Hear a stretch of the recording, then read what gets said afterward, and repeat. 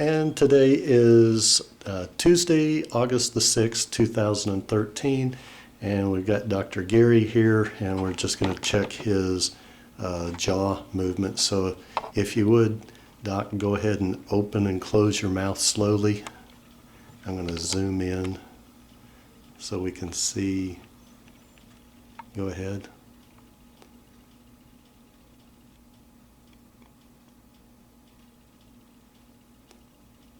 Good. Okay.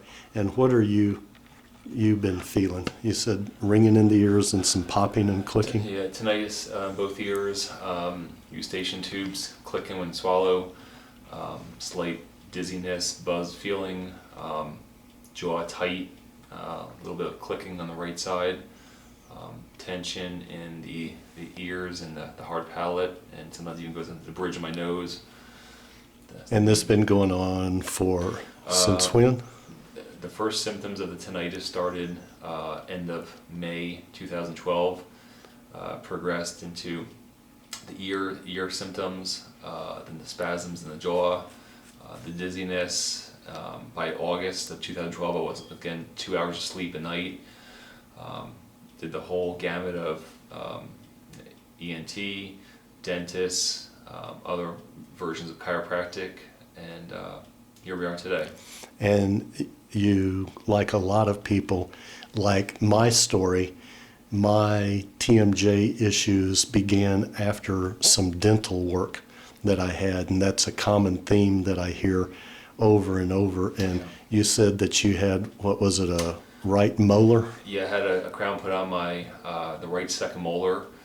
About a month later is when all the symptoms started. I noticed that my occlusion, when I bit down, my jaw was actually twisting to the right. So I'm contributing a lot of this issue is to that crown, some dental work. Yeah.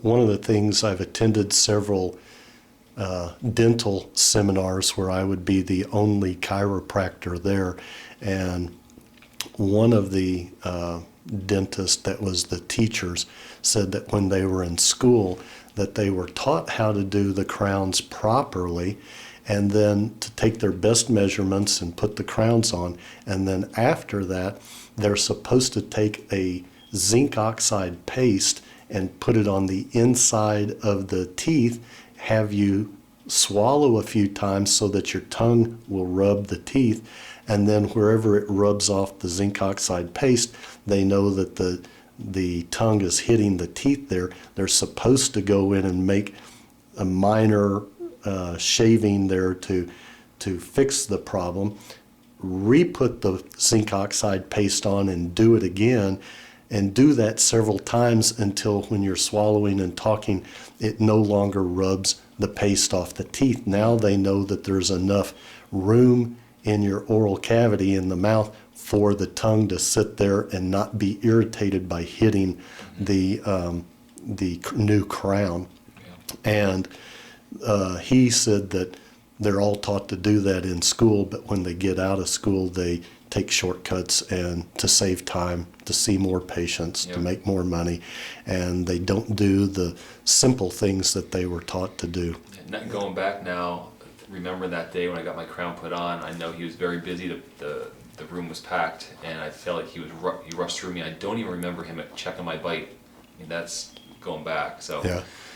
I mean, whatever's done is done. Here we are. Yeah, well, it's fixable. Yep. Because you relieve the stress off of the sphenoid bone so the spinal fluid can flow, and that sphenoid bone acts kind of like a suspension bridge, like the Golden Gate Bridge. It connects to the roof of the mouth, it connects to the upper jaw, again, the frontal bone, the cheekbones, the temporal bones, parietal bones, all connect to the sphenoid, which is actually quite flexible, kind of like a seesaw, or like wings on a butterfly.